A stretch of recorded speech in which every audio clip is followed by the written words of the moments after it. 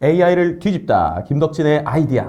드디어 오늘 역사적인 첫 라이브 방송입니다. 감사합니다, 여러분. 근데 제 페이스북을 보다 보니까 우연치 않게 실은 제가 이분을 잘 알지 못해요. 근데 이분의 포스팅이 너무 와닿아서 제가 좀 공유를 해드리려고 합니다. 정장식님이라는 분인데 이분이 AI는 이미 내 삶에 깊이 들어와 있다. 라면서 이분이 실제로 무슨 일이 있었냐면 자기가 차를 가다가 백밀러 살짝 민 거죠. 그래서 이 백밀러를 사진으로 요걸 찍어가지고 어떻게 한 거야? 이거를 챗GPT랑 퍼플렉시티한테 야 이거 내가 어떤 건 거 같아? 어떻게 고쳐야 될 것 같아? 라고 물어봤다는 거예요. 그랬더니 어떻게 돼요? 챗GPT와 퍼플렉시티가 이거 포르쉐 카이엔의 2014년 17년식이고 백밀러 스크래치 할 때 또 비용도 확인하니까 이런 거에서 다 확인을 할 수 있었다고 합니다. 꽤 괜찮죠? 그랬는데 또 그러고 나서 이분이 봤더니 자리가 마침 불법 주전차 공간이었대요. 그래서 과실에 대한 책임 여부까지 챗GPT나 퍼플렉시티한테 물어봤더니 상대 과실을 10에서 30% 정도 주장할 수 있다고 얘기를 했다고 합니다. 그런데 그러고 나서 보험사에서 전화를 왔는데 이거 스크래치 났다고 거의 400만 원 정도 합의를 요구를 했다는 거예요. 실제로 우리가 만약에 여러분들이 보험사랑 이런 얘기를 계속 나눈다고 할 때 우리가 제대로 된 지식이 없으면 거의 보험사가 하는 대로 말리잖아요. 이분은 어떻게 한 거예요? 챗GPT랑 퍼플렉시티 잘 활용하셔가지고 그걸 갖고 합리적으로 이렇게 얘기한다는 거 대화를 계속한 겁니다. 그래서 결국 어떻게 됐어요? 300만 원, 400만 원 부르던 걸 합의를 50만 원에 끝내셨다고 합니다. 쉽게 말해서 일상에 있는 것들을 이렇게 챗GPT나 퍼플렉시티 잘만 활용하면 잘 된다는 겁니다. 맞아요. 슈퍼맨 배트맨님 해박한 지식을 잘 활용한 사례입니다. 루카스님 맞아요. 그나저나 AI 엄청납니다. 맞습니다. 그래서 제가 이거를 보여드리는 이유는요. 나중에는 저희 채널에 이런 내가 AI 잘 활용하시는 분들 좀 모셔가지고 이거 어떻게 했는지 이런 것도 좀 여쭤보려고 합니다. 혹시 정장식 님이 이거 보시는지 모르겠지만 혹시 주변에 빼친 분이 계시다면 아니면 제가 한번 메시지를 보내봐야겠어요. 그래서 실제로 어떤 식으로 하셨는지 우리 일상에서 이런 AI 사용하는 것들 같이 이야기 나누면서 하면 좋을 것 같습니다. 자, 본격적으로 그러면 뉴스들 단신 뉴스로 쭉쭉쭉쭉쭉 한번 살펴보도록 하겠습니다. 자, 첫 번째로 볼 뉴스는요. 엄청난 뉴스입니다.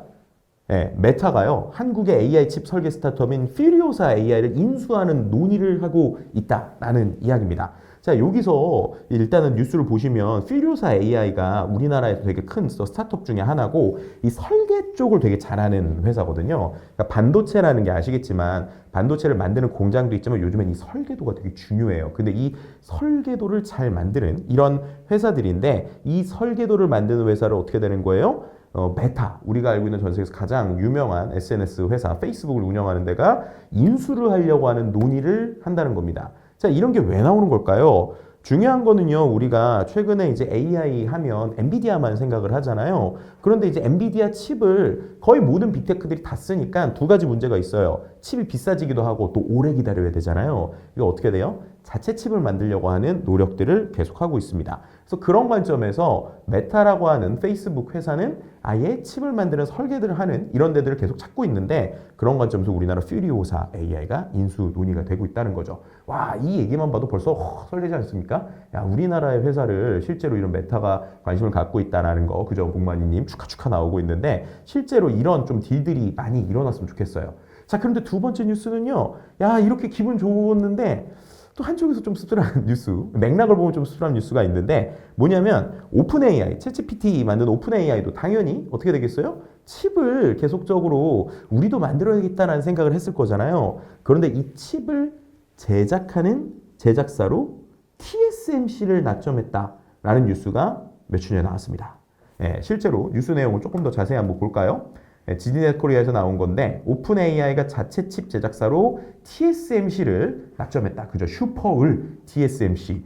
근데 이게 왜 제가 좀 씁쓸한지도 좀 설명을 드릴게요. 일단은 뉴스를 보면 로이터 통신에 따르면 11일에 TSMC에서 실제로 자체 맞춤칩을 대량 생산할 목표를 가지고 있다. 그죠? 그리고 자체 칩 개발은 오픈 AI의 사내팀에서 설계를 하고 있고 구글 모기업 알파벤 출신인 리처드 호라는 사람이 실제 설계를 하고 있다고 합니다.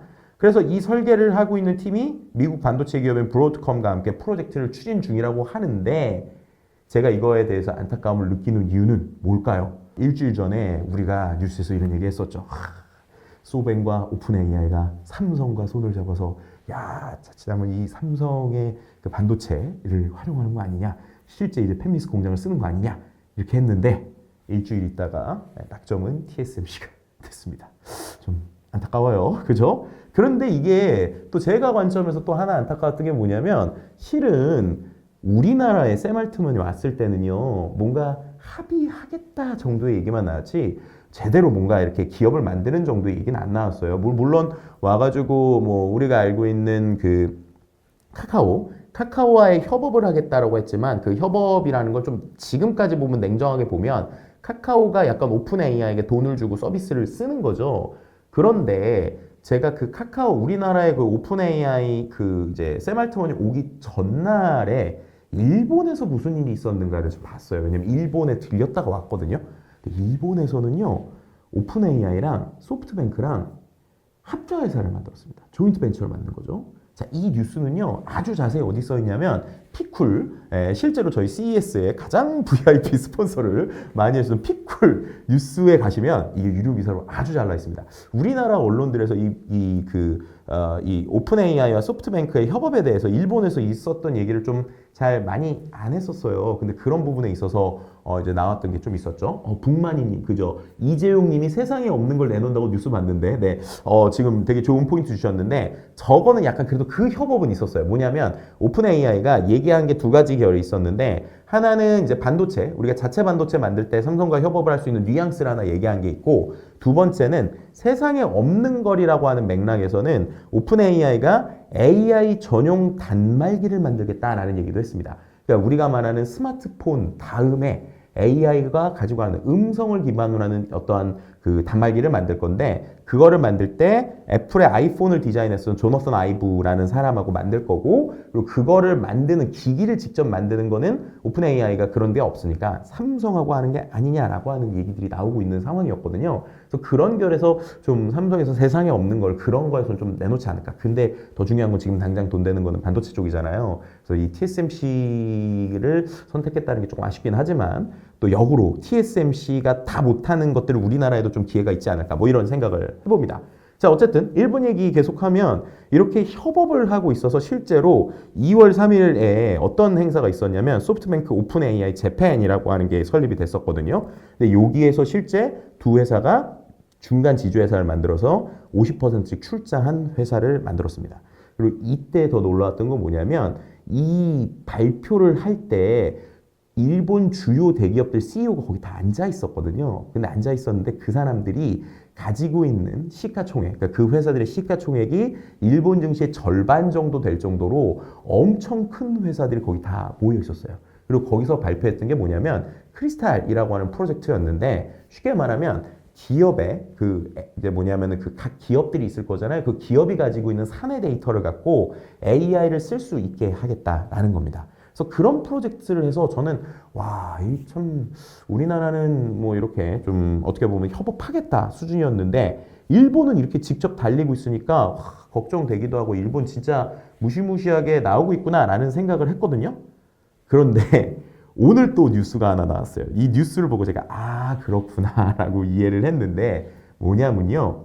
소프트뱅크가 실은 이렇게 협업한다고 이제 4일날 얘기를 했잖아요. 그리고 9일이 지나서 이제야 밝혀진 건데 오픈 AI에 소프트뱅크가 15억 달러를 또 추가 투자를 했다고 합니다. 그러니까 뭐예요? 결국에는 투자를 해놓고 투자한 회사들끼리의 좀 협업이었구나라는 관점으로 좀 보게 됐어요. 자, 그러면 이제 우리나라 입장에서도 실제 이런 오픈 AI는 좀 더 적극적으로 하려면 함께 협업 투자를 하거나 아니면은 정말로 서비스를 해야 되는 이러한 딜이 이루어지지 않으면 좀 쉽지 않겠구나라는 생각도 하게 됐습니다. 확실한 거는요, 우리나라가 지금 여러 가지 면에서 좀 빨리 달려야 되는 상황은 있는 것 같아요. 왜냐하면 여러분들 다 아시겠지만 딥시크 이슈도 있었고 그리고 지금 일본에서도 이렇게 열심히 달리고 있는 이런 상황들이 나고 있는 겁니다. AI를 뒤집다. 김덕진의 AI디아. 자, 다음 시간에 라이브로 또 찾아뵙도록 하겠습니다. 감사합니다. AI디아. AI디.